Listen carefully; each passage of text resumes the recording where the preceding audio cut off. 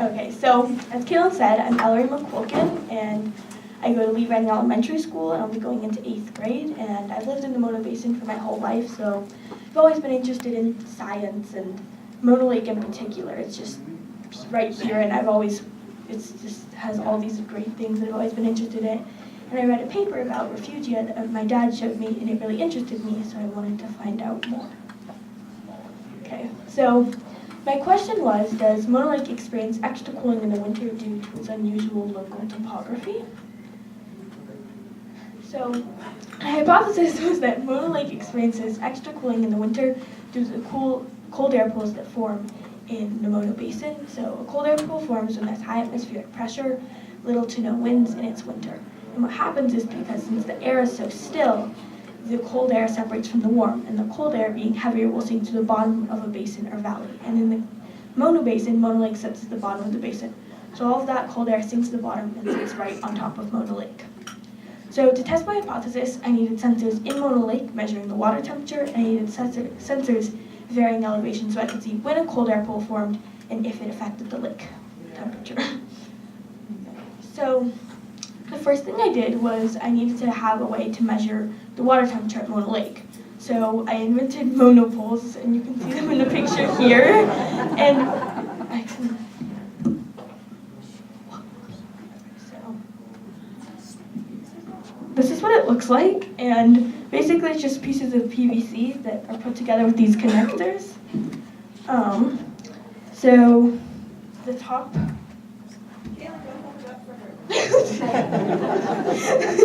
Okay, so the top part was above the air, and there was about 10 inches sticking out, and then I had an I button, which is a temperature sensor that can record up to 2048 temperatures right here, and then I covered it in silicone just in case, because Mono Lake has a lot of waves or it's raining, so it wouldn't get wet and ruin and mess it up, so I couldn't have good temperatures.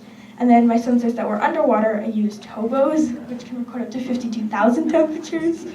And then they were underwater and they recorded temperatures. And they're supposed to go underwater. So because Mono Lake was saline, I had a little bit of concern that wouldn't work out, but in the end it was fine. So, and then for my air sensors, I just had pieces of PVC, and the I buttons went inside, and you could hang them on, and then wire went through it, and you could hang them on a bush or tree or wherever that you needed them to go. And then I placed my air sensors at different elevations, and then I placed my mono poles, so I went out in the canoe and put them out, and I used a T-post, and I put it in like 2 feet into Lake bottom, and they just slid right on top, so it was very secure. And then I looked to record data for about a month, and then I retrieved my sensors, which was a little bit harder than I expected because of the amount of snow accumulation. So these are each of my sites. So let's see. Okay, so this is where my monopoles were, and that's just near the DWPU dock at Mono Lake. And then I have one here, which was what I used for the air temperature at Mono Lake, and that's on the Picnic Grounds Road. And then up here, this is just at the bottom of Conway, and then this is the scenic viewpoint on Conway. And then right here is like the top of Conway where the Caltrans station is. And then this is further up the Virginia Road where the helipad is, and then even further up right here.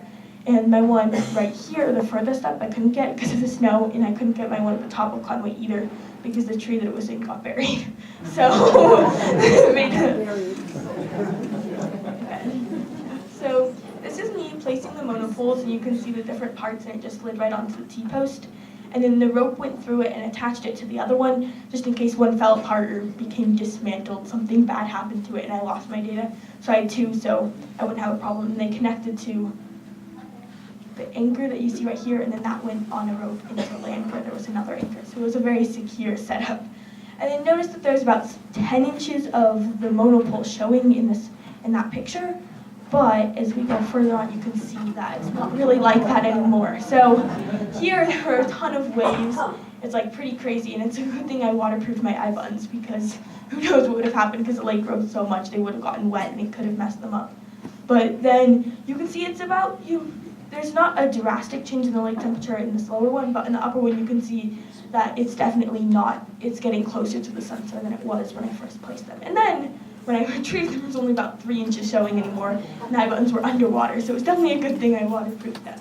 And going out and getting them was also harder than I expected because the road was covered in snow, so we pulled the kayak across the snow and put it at, and then we put it in, and my dad kayaked across, and I cross-country skied, so we didn't fit very well in the kayak together, and then he picked me up, and I went out and got him out, and yeah, so it was definitely some adventure, because you don't go canoeing in Mono Lake in the middle of January very often.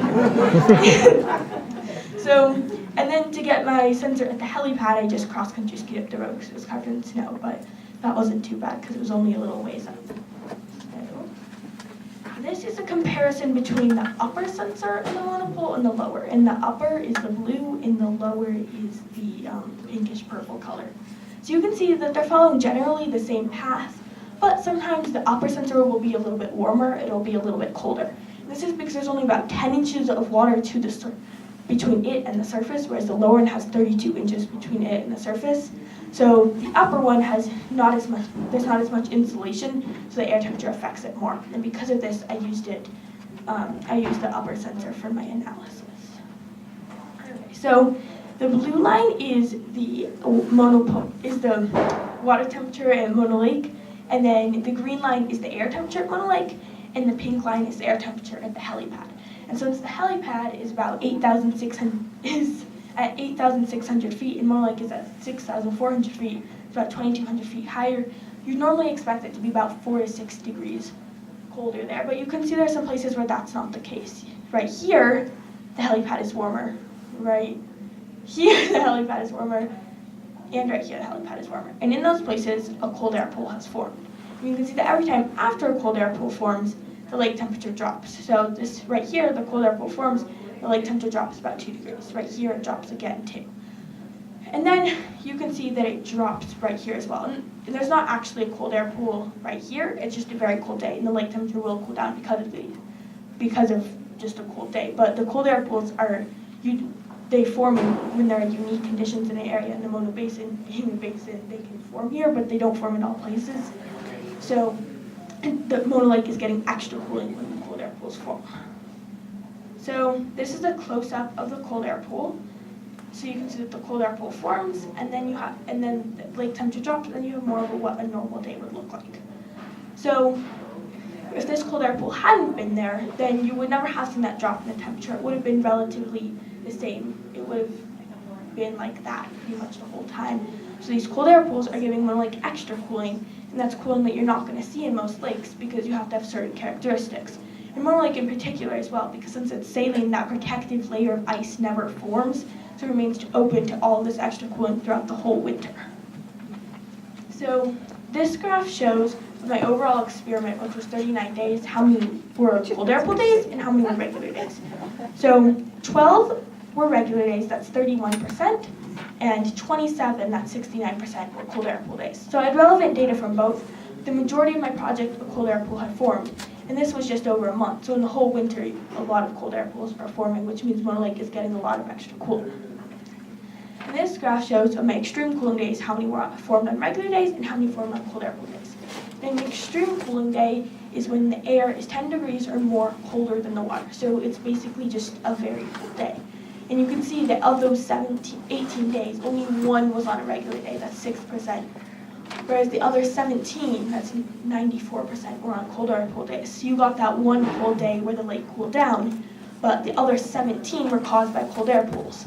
So if those cold air pools hadn't been there, you wouldn't have gotten all of that extra cooling. So cold air pools caused the extreme cooling days to form, which means Mono Lake cools down quite a bit. So Mono Lake experiences extra cooling in the winter due to the formation of cold air pools. And this extra cooling caused by cold air pools suggests that Mono Lake is a climate refuge. And a climate refuge is a place where the effects of climate change are buffered, so they're not as severe in that area because of unique characteristics that that area possesses. So, in conclusion, the extra cooling allows Mono Lake to reset its temperature, which suggests that it's a climate refuge.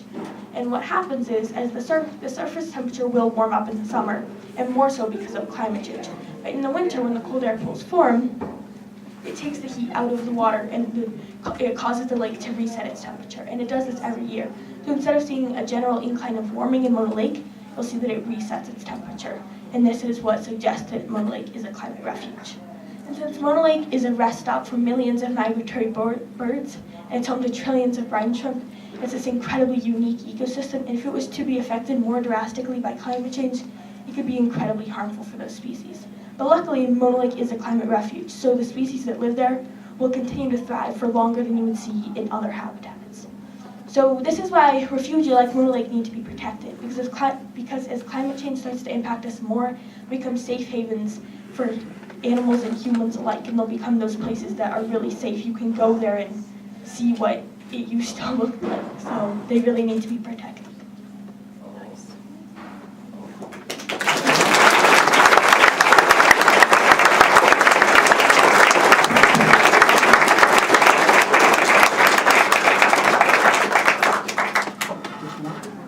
Can I ask you to raise the lights? I don't have slides.